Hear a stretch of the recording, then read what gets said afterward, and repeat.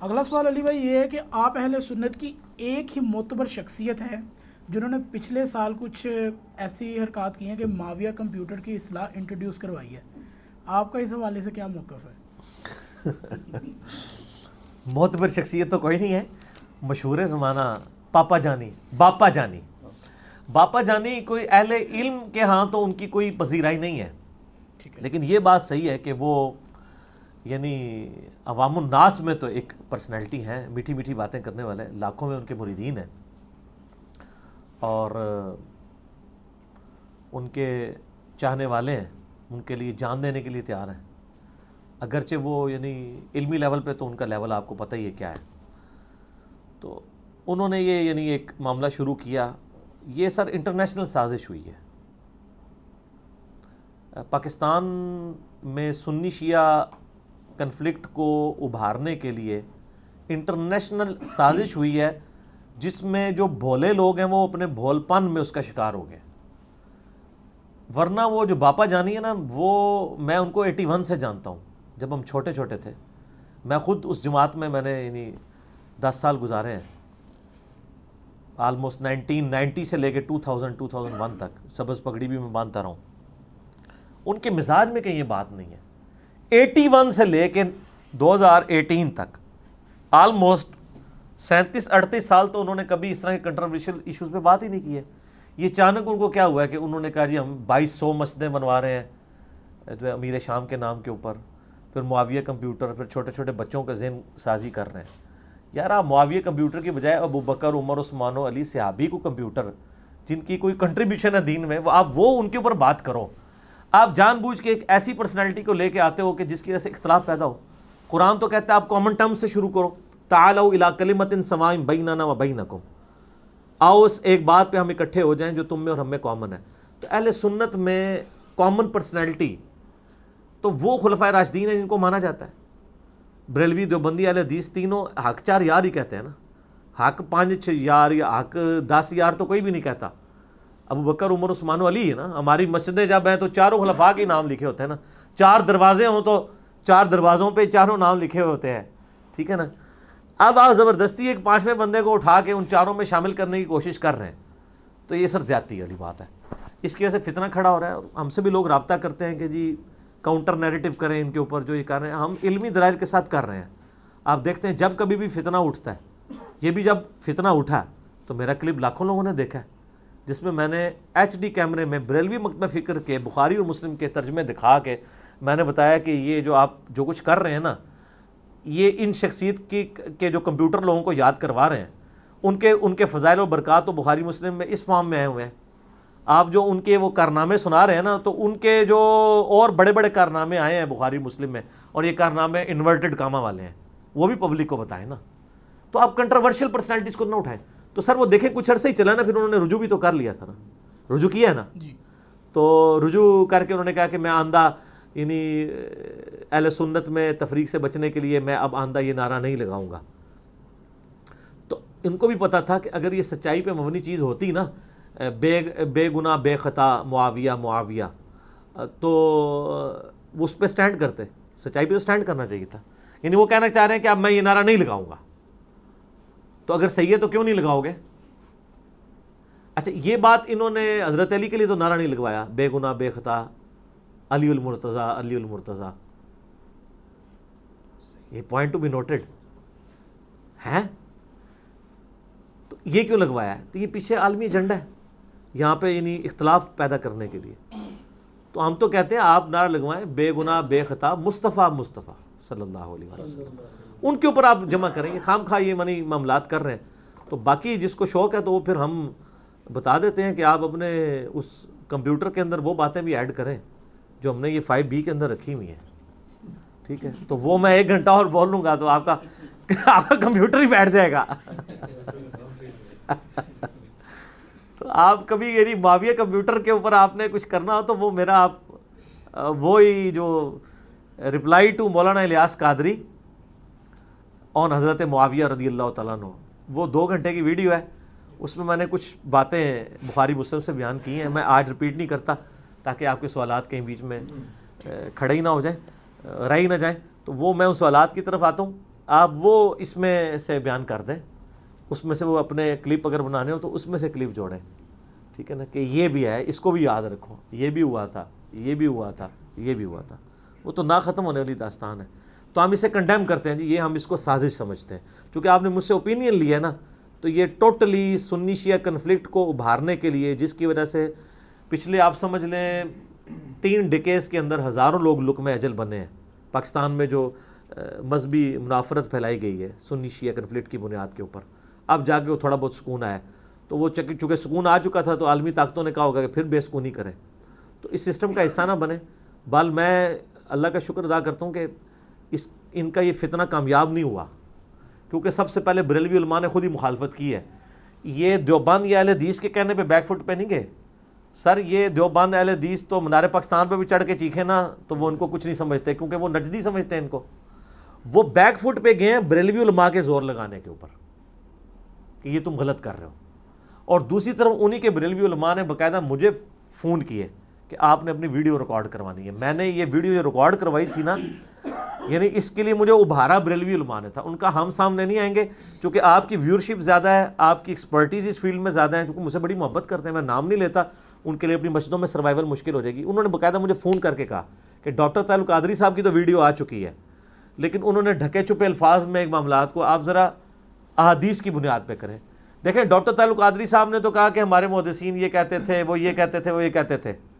میں کہ نا سر, ہم آپ کو بتاتے ہیں کہ آپ تو کہہ رہے ہیں وہ دفاع کرتے تھے, ہم بتائیں گے کہ وہ دفاع نہیں کرتے تھے. وہ ان کے جو معاویہ کمپیوٹر میں ڈالنے والے کارنامے ہیں نا, وہ کارنامے بخاری مسلم میں لکھ کے گئے ہیں. وہ سارے کے سارے کارنامے میں نے بتائے ہیں. تو اس میں سے 3 میں نے اصول برکت کے لیے اس میں بیان کیے تھے, صحیح بخاری سے اور صحیح مسلم سے. اور میں نے کہا تھا میں بخاری مسلم سے باہر نہیں جاؤں گا, کیونکہ پھر آپ لوگ صحیح ضعیف کے چکر میں پڑ دیں گے. تو وہ اگر میں بیان کروں تو آدھا گھنٹہ اور لگ جائے گا, کیونکہ وہ اس کا تقاضا یہ کہ تو اگر آپ کو اس حوالے سے یعنی کوئی یوٹیوب پہ اپلوڈنگ کرنی پڑے کسی کلپ کی, تو اس میں سے آپ وہ نکال لیجیے گا. بلکہ یہ جو پچھلے دنوں کچھ پھر دوبارہ سے فتنہ اٹھنا شروع ہوا, تو وہ ہمارے وہ کلپ وہ یونیورسل کلپ ہے. سنی شیعہ کنفلکٹ کے اوپر میرا مسئلہ 157A اور B 100 کوسچن علی الحسن نقوی صاحب کے ساتھ, اور مجلس نمبر 28, اور انشاءاللہ آج والی مجلس نمبر 63. اس میں اتنا کچھ بیان ہوا ہے کہ وہ جب کبھی بھی کوئی فتنہ اٹھے گا نا, تو جو بھی اٹھائے گا نا, وہ آپ اس کے ساتھ کلپ جوڑیں گے تو لگے گا اسی کو جواب دیا جا رہا ہے. ٹھیک ہے, تو وہ آپ اس میں سے لے لیجیے. ٹھیک ہے. ٹھیک ہو گیا. اگلا سوال ہے علی بھائی کہ کیا علی معاویہ بھائی کہاں تک درست ہے؟ یہ سر یہ کہیں تک بھی درست نہیں ہے, یہ سٹارٹ ہی غلط ہے. ٹھیک ہے, آپ ابو بکر, عمر, عثمان و علی بھائی کے, وہ بالکل درست ہے. اور یہ والے آپ جو نعرے لگاتے ہیں نا, اس کی وجہ سے نقصان ہوتا ہے. اور یہ چاکنگ ہوئی ہے وہ ایک خاص طبقے کی طرف سے ہوئی ہے. اس طرح کرنے سے کوئی بھائی بن نہیں جائے گا. وہ اس کے تحت لیتے ہیں نا کہ مومن تمام آپس میں بھائی ہیں. ٹھیک ہے, تو پھر سر ہم بھی تو اسلام والے ہی ہیں نا, ہمیں بھی آپ کہیں شامل کر دیں بیچ میں بھائی. جب ایک دوسرے کے اوپر قنوت نازلہ کو پڑھتے رہے ہوں, ایک دوسرے کے خلاف تلوار اٹھائی ہوئی ہو, تو سر آپ انٹرنیشنل کورٹ میں مقدمہ لے جائیں کہ بھائی آپس میں بھائیوں کے ساتھ یہ کرتے ہیں. بھائی تو وہ ہوتے ہیں کہ حضرت علی رضی اللہ تعالیٰ عنہ کو سنگین اختلاف تھا حضرت ابو بکر کے ساتھ. بخاری مسلم میں آتا ہے کہ خلافت میں جو چناؤ ہوا ہے وہ مس ہینڈل ہوا ہے, اور حضرت ابو بکر نے کسی درجے تک خود مانا بھی ہے اس کو.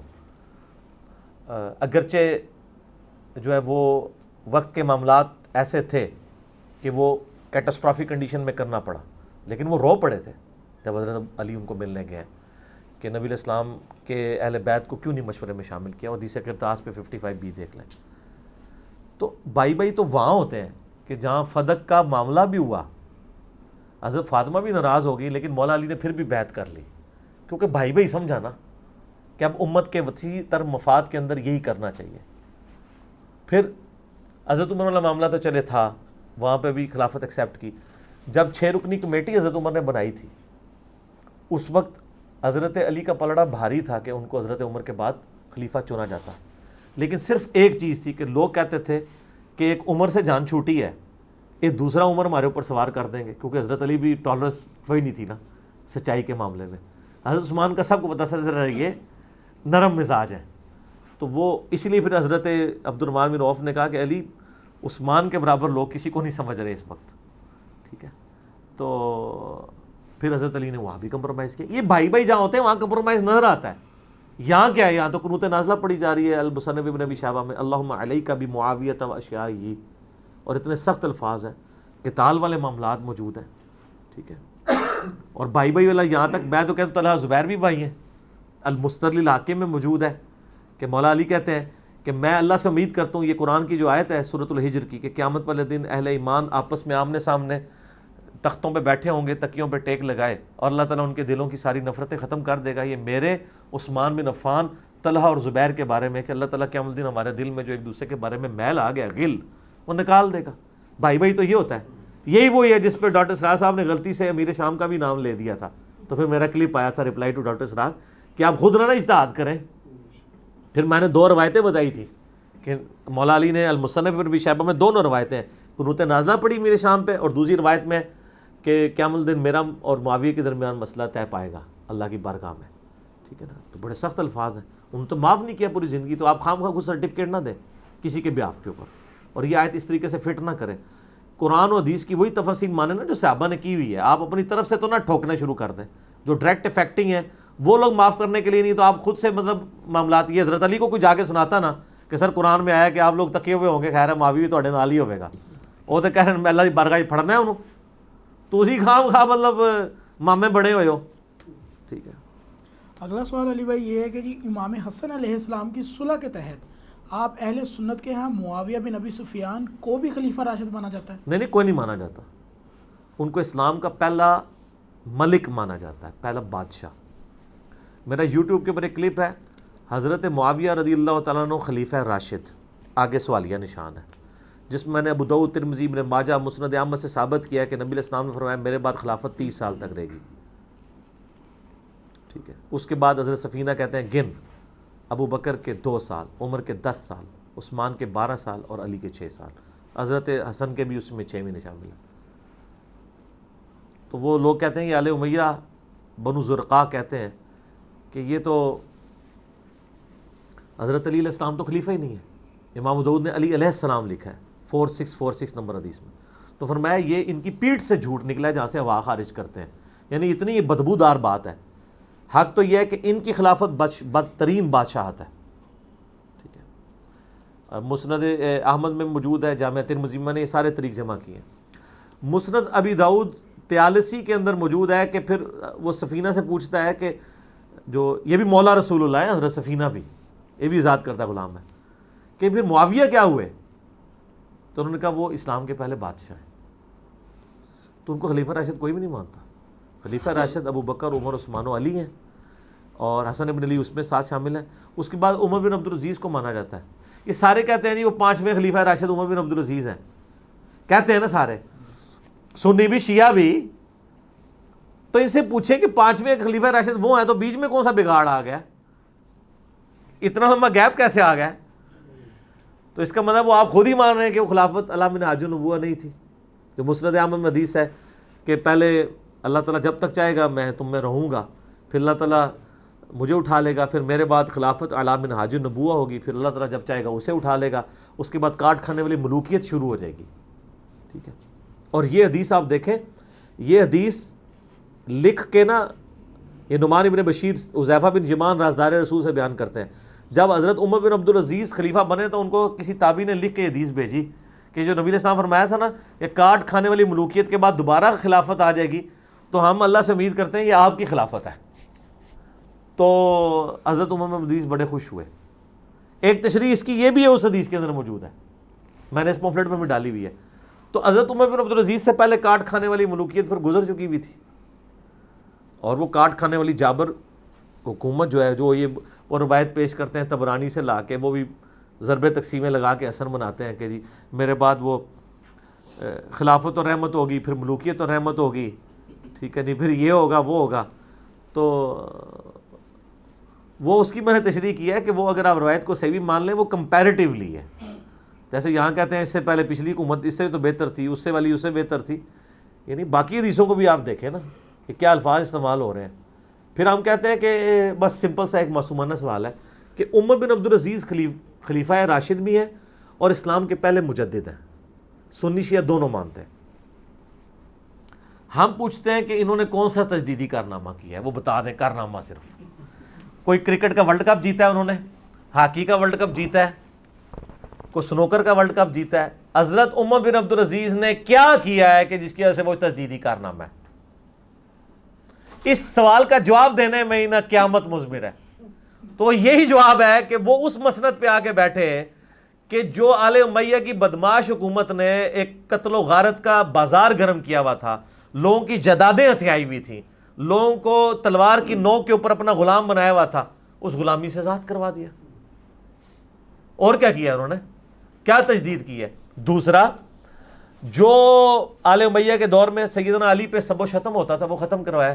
یہ تو خود جلال الدین سیوطی لکھتے ہیں، بلکہ اس کے لیے تو لکھنے کی ضرورت نہیں، تواتر کے ساتھ یہ چیزیں ہیں کہ عمر بن عبدالعزیز نے ختم کیا. اور ان اللہ یأمر بالعدل والاحسان، اور جو تھوڑے ننگے سر والے پڑھ دینے آیت، اور سر اگلے جمعے یہی پڑھا دیں کہ اے آیت خطبے کس نے داخل کی ہے؟ ان اللہ یأمر بالعدل والاحسان، عمر بن عبدالعزیز نے. اور پھر اگلا سوال معصومانہ پوچھیں کہ یہ داخل کر کے اس میں سے نکالا کیا تھا جس کی جگہ یہ داخل کیا ہے؟ وہ تھا علی پر لعنت، علی سے محبت کرنے والوں پہ لعنت، نعوذ باللہ من ذالک. تو سب کو پتہ ہے. اور میں آپ کو ایک جملہ بولوں بڑا حقیقت انگیز ہے، آپ بھی جھوم اٹھیں گے، کہ عمر بن عبدالعزیز کی بخشش کے لیے صرف ایک نیکی کافی ہے کہ انہوں نے سب و شتم ختم کروایا مولا علی پہ. یہ وہ نیکی اگر قیامت دن اللہ کے سامنے پیش کرے نا کہ میں نے تیرے محبوب ترین بندے مولا علی ابن ابی طالب پہ 60 سال سے جو لعنت ہو رہی تھی، یا اللہ میں نے اس کو ختم کروایا، مجھے اللہ نے حکومت دی تو نے، تو میں نے یہ، تو میری بخشش کے لیے یہ میں اگر عمل پیش کروں تو میں کہتا ہوں عمر بن عبدالعزیز کی بخشش کے لیے عمل کافی ہے. ان کی زندگی کی بڑی نیکیوں میں سے یہ ہے کہ انہوں نے مولا علی پہ سب و شتم ختم کروایا. انشاءاللہ ان کی بخشش اسی ایک عمل پہ ہو جائے گی انشاءاللہ. ٹھیک ہے. اگلا سوال ہے علی بھائی کہ آپ کے بعض سنی علماء کہتے ہیں کہ قیامت کے دن مولا علی اور ان کے مخالفین سے متعلق کوئی سوال نہیں پوچھا جانا، آپ کا کیا موقف ہے؟ میں نے تو اس میں کئی ایک باتیں کر دی ہیں کہ موقف ہے نا سر، پوچھا جائے گا. جب آپ کو یہ بتایا جا رہا ہے کہ مولا علی خود کہہ رہے ہیں، حدیث موقوف ہے فضائل صحابہ میں، احمد بن حنبل کی کتاب میں صحیح سند سے، کہ میری وجہ سے 2 فرقے دوزخ میں جائیں گے، 2 فرقے گمراہ ہوں گے، ایک میری محبت میں غلو کر کے، ایک میری دشمنی میں. تو یہ دشمنی میں غلو کرنے والے کون ہیں؟ محبت میں غلو کرنے والوں کو تو یہ خود بھی سنا رہے ہیں دوزخ کی بشارت، ناسبی پارٹی. تو اپنے آپ کو بھی سنائے نا، آدھا کیوں دین پہ چل رہے ہیں؟ افتؤمنون ببعض الکتاب وتکفرون ببعض. تو یہ تو ان کو کہہ رہے ہیں، اس وقت کیوں نہیں حضرت علی کی شان میں جب کوئی غلو کر رہا ہوتا ہے تو اس کو کیوں سمجھا رہے ہوتے ہیں؟ نہ سمجھایا کریں نا. ان کو کون سا یہ پوچھا جانا ہے آپ سے کہ آپ نے سمجھایا کہ نہیں؟ وہ کہیں گے نہیں عقیدے کا مسئلہ ہے. تو یہاں بھی عقیدے کا مسئلہ ہے، اور یہاں تو ایک درجے آگے بھی ہے. صحیح مسلم میں حدیث ہے، علی سے محبت نہیں رکھے گا مگر مومن، علی سے بغض نہیں رکھے گا مگر منافق. تو جب آپ کے ایمان کا ٹیسٹ اس کے اوپر ہے تو قیامت دن نہیں پوچھا جائے گا. اور پھر وہ حاکم کی جو روایت میں نے اس پمفلٹ میں بھی ڈالی ہے، شیخ البانی، شیخ زبیلی زئی صاحب دونوں نے صحیح کہا ہے، لہذا اہل حدیث بھی صحیح مان لیں، باقی تو مانتے ہیں. امام حاکم بھی صحیح کہتے ہیں، امام ذہبی بھی، کہ اگر کوئی شخص حجر اسود اور مقام ابراہیم کے درمیان پوری زندگی نمازیں پڑھتا رہے اور روزانہ روزہ رکھے اور اللہ سے اللہ کے حضور اس طرح پیش ہو ملاقات کے لیے قیامت والے دن کہ اس کے دل میں بغض اہل بیت ہوا، تو وہ جنت میں نہیں جائے گا، بلکہ الفاظ ہے کہ وہ ضرور دوزخ میں داخل کیا جائے گا. تو جب میری نمازیں باقی سارے معاملات اہل بیت کی محبت پہ ڈیپینڈنٹ ہیں تو قیامت دن پوچھا نہیں جائے، باقی پوچھا نہیں جائے گا، بغیر پوچھے تو موندا کر کے چھوڑ دیں گے. آدھا کہ نا پوچھا نہیں جائے گا، ان کا بالکل ہی پوچھا جائے گا تو سیدھا چک کے نہ سٹیا جائے گا بغیر پوچھے ہی دوزخ. ٹھیک ہے، یہ آپ میرا جملہ لے جانا آپ نے، کیونکہ واقعی نہیں پوچھا جائے گا، بغیر پوچھے ہی تو ٹھوڈا مار کے سٹیا جائے گا، کیونکہ نبی علیہ السلام نے فرما دی ہے نہیں پوچھا جائے گا. جی بے فکر ہو. اگلا سوال ہے علی بھائی کہ بعض سنی علماء کا کہنا ہے کہ آپ جیسے اسپیکرز کا یعنی کہ یہ مقصد ہے کہ صرف اور صرف بغض معاویہ ہی پیدا کرنا ہے، کہ یہ واقعی درست ہے؟ نہیں، ہمارا کوئی مقصد نہیں، نعوذ باللہ. نہ ہم نے جو ہے وہ بغض معاویہ پیدا کرنا ہے، نہ ہم اس کے اوپر کوئی چندے لے کے کام کر رہے ہیں، نعوذ باللہ من ذالک. ہمارا مقصد ہے کہ نبی علیہ السلام کی محبت کو عام کرنا ہے، آپ کے اہل بیت کی محبت کو عام کرنا ہے، اور غدیر خم پہ کھڑے ہونا ہے کہ میں اہل بیت کے معاملے میں تمہیں اللہ کا خوف دلاتا ہوں. اگر نبی علیہ السلام نے کسی حدیث میں فرمایا کہ میں آل امیہ کے بارے میں تمہیں اللہ کا خوف دلاتا ہوں، تو آ جائیں ہم سے آل امیہ کے فضائل سن لیں. اور آل امیہ کے جب ہم نام لیتے ہیں تو اب مڑ کے حضرت عثمان کا ذکر کرتے ہیں. حضرت عثمان رضی اللہ تعالیٰ عنہ کو تو ہم آل امیہ میں ویسے ہی سمجھتے ہیں جس طرح کہ عمر بن عبدالعزیز کو سمجھتے ہیں، حالانکہ عمر بن عبدالعزیز کا دادا وہ ہے جس میں نبی نے لعنت کی ہوئی ہے. مروان کے 2 بیٹے تھے نا، عبد الملک اور عبد العزیز، عبد الملک کے 4 بیٹے خلیفہ بنے ہیں اور عبد العزیز کا 1 بیٹا خلیفہ بنا ہے، جو عبد الملک بن مروان کا داماد بھی تھا، یعنی ان کے بھائی کا بیٹا. تو ام بن عبد العزیز تک ہم لعنت نہیں لے کے جاتے، حالانکہ مروان پہ لعنت ہے. ہم کہتے ہیں نہیں یار، وہ ایک جنرل بات تھی، اسپیسیفکلی ایک اچھا بندہ بھی ہو سکتا ہے. حضرت عثمان کے پیچھے کیوں چھپتے ہیں آپ جا کے؟ آل امیہ کا مطلب حضرت جیسے یہ رٹ لگا لیتے صحابہ کو برا کہا. یار ایک صحابی کو پورا صحابہ کہہ دیا آپ نے. صحابہ کی مطلب خود بتاتے ہیں ہمیں لاکھوں میں صحابہ ہیں. آپ 3-4 بندوں کے اوپر جرح ہوتی ہے تو آپ کہتے ہیں صحابہ کو برا کہہ رہے ہیں. آپ کیا کہہ رہے ہیں؟ 3 یا 4 بندوں کی غلطیاں ہائی لائٹ ہوتی ہیں. آپ لاکھوں لوگوں کو 3-4 بندوں کے پیچھے اس کیٹیگری میں کیوں ڈال رہے ہیں؟ اور پھر محدثین نے بھی نعوذ باللہ ٹارگٹ کر کے 3-4 بندوں کی غلطیاں لکھی ہوئی ہیں، باقیوں کی نہیں لکھی ہوئی ہیں. تو یہ بھی کہیں صحابہ کے گستاخ تھے، امام بخاری امام مسلم بھی. تو اس طریقے سے روند نہ مارا کریں کہ وہ اس طرح کے معاملات کو چھوٹی چھوٹی چیزوں کو پکڑ کے. بات کیا ہو رہی تھی کہ آپ کی جو تقریر ہے نا یہ ہم یہ نہیں کرنا چاہ رہے نعوذ باللہ من ذالک، کوئی بغض والا معاملہ نہیں ہے، سچائی لوگوں کو بتا رہے ہیں. بلکہ ہم نے تو ماڈریٹ لوگوں کو کیا ہے کہ آپ میرے شام پہ لعنت نہ کریں، ان کو منافق نہ کہیں، ان کو کافر نہ کہیں، علمی اختلاف رکھیں. اگر میرے آنے سے پہلے حضرت معاویہ کے فضائل و برکات شیعہ کے ممبروں سے اور اہل سنت کے ممبروں پہ بیان ہوتے تھے تو بتا دیں مجھے. یہ دنیا میں جو کچھ ہو رہا ہے مجھ سے پہلے نا، میں نے تو اس دنیا میں آنکھ کھولی ہے کہ میری پیدائش سے پہلے جنگ جمل صفین نہروان ہو چکی ہے، تفریقیں پڑ چکی ہیں. ہم نے تو آ کے اس دراڑ کو فل کرنے کی کوشش کی ہے، کیونکہ آپ لوگوں نے امیر شام کا دفاع کر کے حضرت ابوبکر عمر عثمان کو بھی رگڑا لگوا دیا نعوذ باللہ. ہم تو 3 خلفاء کو بچانے کی خاطر بتا رہے ہیں کہ اصل مسئلہ کہاں سے خراب ہوا ہے. ہم کوئی نعوذ باللہ بغض معاویہ نہیں. اور یہ جو آپ نے جعلی معاویہ بنائے ہوئے ہیں نا، حب علی اور بغض معاویہ، وہ حب علی اور بغض علی ہے صحیح مسلم میں. علی سے محبت نہیں رکھے گا مگر مومن، علی سے بغض نہیں رکھے گا مگر منافق. یہ بغض معاویہ تو پتہ نہیں آپ نے کہاں سے نکالا ہے، اس پہ میرا کلپ ریکارڈڈ ہے. بغض معاویہ تو کوئی نہیں تھا، بغض علی تھا. وہ سنن نسائی میں حدیث ہے تلبیہ والے چیپٹر کے اندر کہ ابن عباس جب پہنچے انہوں نے دیکھا کہ عرفات میں لوگ تلبیہ نہیں پڑھ رہے، تو ان کا کیا ہوا؟ تو لوگوں نے کہا لوگ حضرت معاویہ کے ڈر کی وجہ سے نہیں پڑھ رہے. تو ان کا ان کی ناک خاک آلود ہو، انہوں نے بغض علی کی وجہ سے نبی کی سنت کو چھوڑ دیا. اور سنن کبری البیہقی میں الفاظ ہیں کہ معاویہ کی ناک خاک آلود ہو اور اس پارٹی کے اوپر، ان لوگوں کے اوپر لعنت ہو جنہوں نے نبی کی سنت کو بغض علی میں چھوڑ دیا. تو بغض علی اور حب علی کا ذکر ہے. ہم تو بغض معاویہ تو کہیں میں موجود ہی نہیں ہے. تو یہ کوئی پیدا کرنا مقصد نہیں ہے. اور اگر آپ سمجھتے ہیں مقصد ہے تو یہ ساری حدیثیں ہم بخاری مسلم سے پیش کر رہے ہیں. تو آپ ہمیں ضرور کہیں، لیکن آپ کہیں کہ اصل سازش کی تھی بخاری مسلم نے. تو بخاری مسلم کی جائز روحانی اولاد انجینئر محمد علی مرزا صاحب ہیں جو اس مشن کو آگے لے کے چلیں. تو سر میں اس تغمے کو لینے کے لیے تیار ہوں. لیکن اگر آپ ان حدیثوں کو بیان کرنے پہ میرے اوپر جھوٹے الزام لگائیں گے تو پھر آپ مجھ سے مزاج نہیں ہوں گے. کیونکہ کہتے ہیں چور سے پہلے چور کی ماں کو مارو. تو میری روحانی ماں امام بخاری امام مسلم ہے جن سے میں نے حدیثیں نقل کی ہیں. اور اس سے بھی پہلے نبی الاسلام کی جو فرمان ہے، جو کچھ ہم بیان کر رہے ہیں وہ نبی الاسلام، یعنی یہ نبی الاسلام کا فرمان ہے نا کہ عمار کو باغی جماعت قتل کرے گی، عمار ان کو اللہ اور جنت کی طرف بلائے گا اور مخالف جماعت دوزخ کی طرف بلائے گی. تو اہل صفین کو دوزخ کی طرف بلانے والی جماعت، امیر شام کی جماعت کو باغی اور دوزخ کی طرف بلانے والی جماعت کس نے کہا ہے؟ تو یہ نبی الاسلام نے بغض معاویہ پیدا کیا. تو آپ کہہ دیں تو ٹھیک ہے، پھر ہم تو تیار ہیں. ہم کہتے ہیں صرف ہم پہ نہ فتویٰ، ادھر آپ خاموش ہو جائیں پبلک کے ڈر سے. ہو سکتا ہے علیحدگی میں کہتے بھی ہوں، کیونکہ وہ چندہ زور لگا ہی دیتا ہے، کبھی جوش مار ہی جاتا ہے، تو کہہ ہی دیتے ہوں کہ یار کاش نہ کہا. ہاں بعض اوقات جب یہاں پہ آپ کے اہل حدیث عالم کو جب ہم نے کہا کہ یار یہ آپ لوگ مطلب فرقہ واریت پھیلا رہے ہیں، آپ نہ نام رکھیں اپنے آپ مسلمان کے، تو کیا نبی الاسلام کا بھی نام مسلمان؟ وہ کہتے ہیں نہیں، نبی الاسلام بھی اہل حدیث تھے. ٹھیک ہے نا. تو اگر کوئی نبی الاسلام کو اہل حدیث کہہ رہا ہے تو وہ کچھ بھی کہہ سکتا ہے، تو اس کا تو کوئی علاج ہی نہیں ہے نا جی. ٹھیک ہو گیا نا.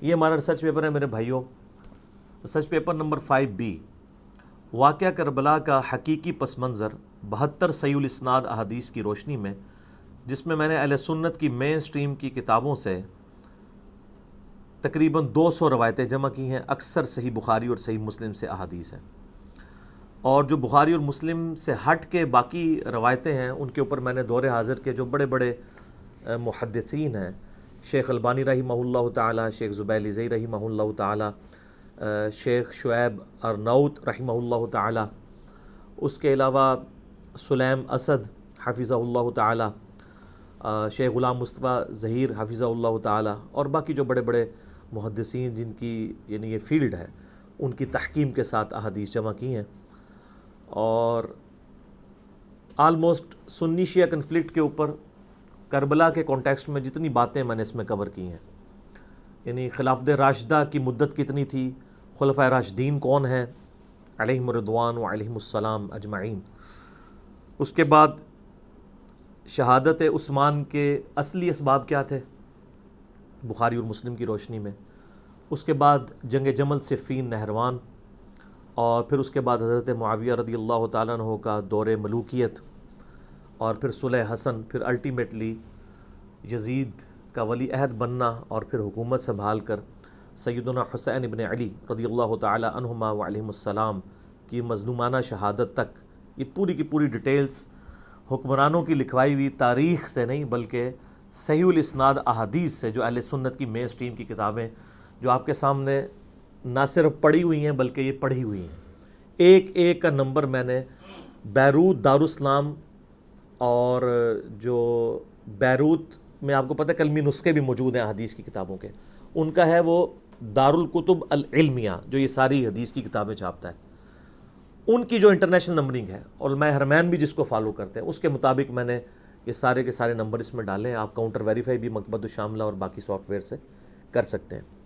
یہ ریسرچ پیپر میرے بھائیوں واقعہ کربلا کا حقیقی پس منظر 72 صحیح الاسناد احادیث کی روشنی میں، اس کی ہارڈ کاپی آپ ہماری اکیڈمی سے فری منگوا سکتے ہیں، اس کے لیے آپ ہمارے اکیڈمی کے نمبر کے اوپر رابطہ کر سکتے ہیں، +92-321-5900-162، +92 کے کوڈ کے ساتھ 321-5900-162، صبح 9 سے لے کر ظہر تک اور شام کو عصر سے لے کر مغرب تک یہ یعنی فون اویلیبل ہوتا ہے، اس پہ آپ رابطہ کر کے ہارڈ کاپی اپنے گھر فری منگوا سکتے ہیں۔ سافٹ کاپی کے لیے آپ ہماری ویب سائٹ ahlsunnatpak.com پہ جا کے ڈاؤن لوڈس والے پورشن سے اسے ڈاؤن لوڈ بھی کر سکتے ہیں۔ یہ سافٹ ویئر جو عربی اویلیبل ہیں یا اردو اویلیبل ہیں، ان میں جو آپ کے پاس آلریڈی PDF بھی اویلیبل ہیں حدیث کی کتابوں کے جو انٹرنیشنل نمبرنگ پہ ہیں، آپ ان کے ساتھ ان کو میچ کریں گے تو ایک ایک حدیث اسی نمبر کے اوپر انشاءاللہ تعالی ملے گی۔